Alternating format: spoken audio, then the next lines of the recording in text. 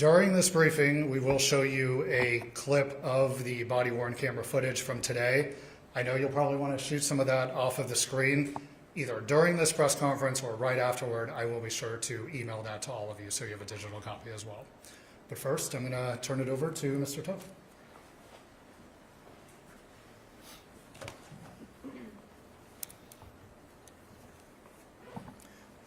Thank you and good afternoon. Today in Gahanna, police officers were faced with a split-second decision that ultimately saved a life. Officers responded to a call involving a person in crisis who was armed with a knife and threatening to harm a family member.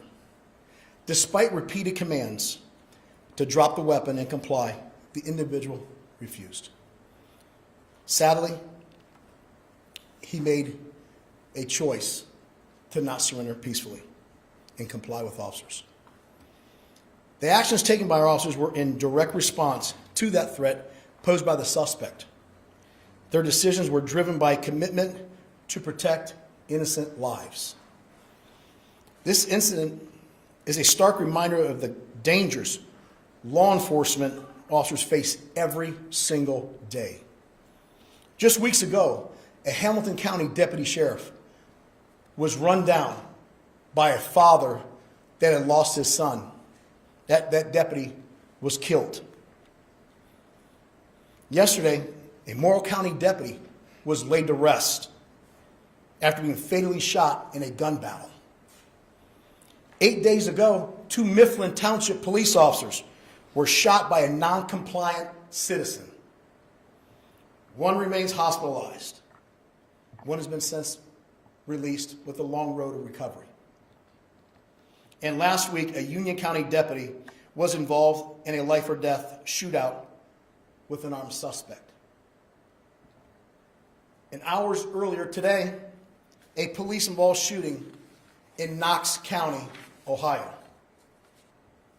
And today, right here in Gahanna, officers were confronted with another life-threatening situation. A person in a mental health crisis brought a deadly weapon into a volatile situation and attempted to harm a loved one. Officers were left with no choice but to use deadly force to prevent a tragedy. Their swift actions not only saved the life of a victim, but they also immediately rendered life-saving aid to the wounded suspect. These are impossible situations.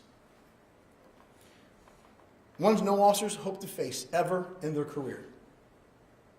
But as law enforcement professionals, we have a sworn duty to protect and serve and to take necessary action to stop imminent harm. That is exactly what Gahanna Police did today. Next up is Chief Spence.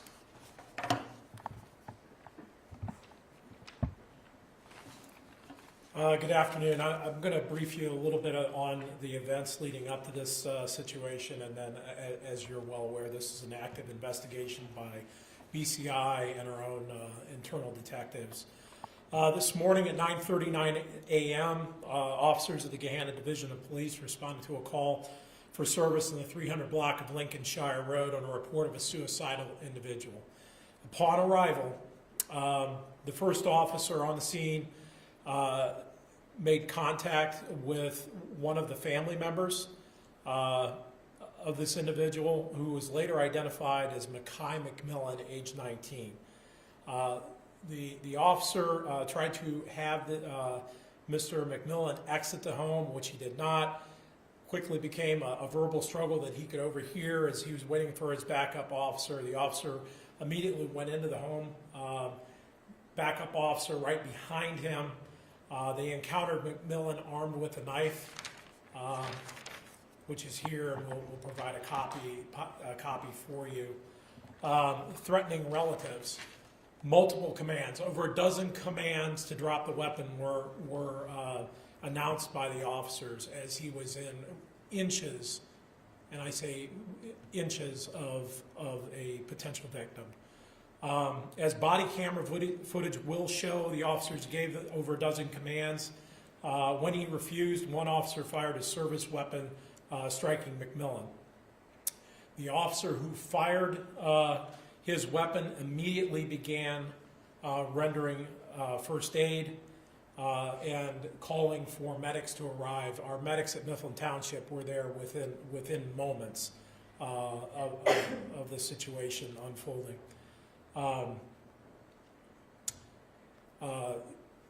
McMillan was alert and speaking when he was transported to Grant Medical Center. No one else in the home was injured. No officers were injured. As I mentioned, a knife was recovered from the scene. At present, McMillan is charged with 1 count of felonious assault in Franklin County Municipal Court. And with that, we'll take some brief questions. As I said, this investigation is ongoing. BCI is here doing their investigation, and then our companion investigation on the events leading up to today is ongoing. This was obviously a mental health call. Does Gahanna police have like a specialized unit to handle mental health calls or things like this? Absolutely, we do. All of our officers, I think 99% of our officers are CIT trained in critical incident team training. We have specialized resources who specifically focus in the mental health space. Well, they were not the initial officers. They were within moments of arriving to that scene. Again, this was rapidly unfolding, seconds. And again, as the call was a mental health call, somebody threatening suicide, but on our arrival, this was a active, violent, felony assault of a family member in progress. Was that family member okay? Yes. Have your officers made contact with this gentleman before? We've had other contacts, nothing recent, but yes, we've made contact with him in the past. Do you have the latest on his condition, McMillan? The latest on the condition was serious condition, I believe, at Grant Medical Center. Was the family member treated? No injuries were sustained by the family member, and no injuries to the officers occurred. Just 1 shot was fired, sir? I'm not going to get into specifics. Again, that's all under investigation by BCI, and they'll certainly have all those details as it unfolds. Chief, given what's happened in Central Ohio in the last week and a half, what went through your mind when you heard shots fired, officers involved? Well, as a matter of fact, I think just a couple of days ago, I was speaking to Eric Halpern from Channel 4 on this very subject. After obviously the Mifflin Township incident hit very close to home for us. We were one of the first responders to that scene. We've been besieged by violence throughout Central Ohio. Not too many months ago, we had another officer-involved shooting here in Gahanna. It does take its toll. We just had officers up in Morrow County laying to rest that deputy. So, within 24 hours, I would also say within 24 hours, not last night, we were on another felony domestic violence in which an individual was holding a gun to the head of an acquaintance, a girlfriend. We responded to that situation. That was just fresh in our response, and then this unfolded this morning. And Chief, I know a lot of you guys have questions about the incident itself. I don't want to forget about the body camera footage. So if you guys want to take a look at one of the screens again, I will send you a digital copy probably in a few minutes of this press conference. Recording.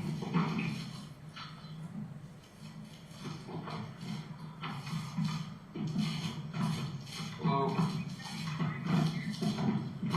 Yeah, they kind of gave me like a brief description of what's going on. If you just want to. So, I guess the actually options that haven't taken the hospital or anything at work. Yeah, so we'll talk to him. So you said he. Really mad at all. I gotcha. I got another car pull up here. I'll wait. Can you have him come out here? Okay.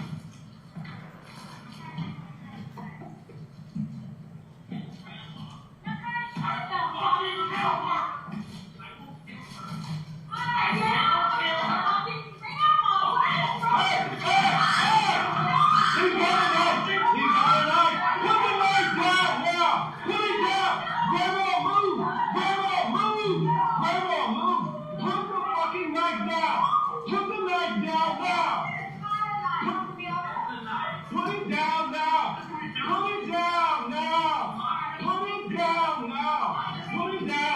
Put it down! Put the knife down! Put the knife down! Put it down! Oh my God! Put it. Shot fired! Shot fired!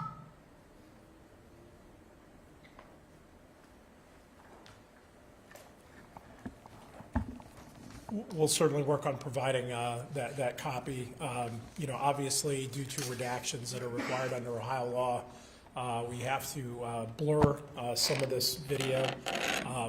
The knife is very clearly seen in very close proximity to not one but two family members. With that, Just to confirm, at the beginning of the video, that individual the officer talking is a family member. that is correct. There are two family members, one outside who subsequently goes inside, and there was a second family member. It's a split level going up the stairs, and that other family member was the one essentially in contact with Mr. McMillan. Thank you, guys. Thank You you. guys want to do this? Do you know the spelling of his name? It'll be in the release. Yeah, it's in a Just release. give me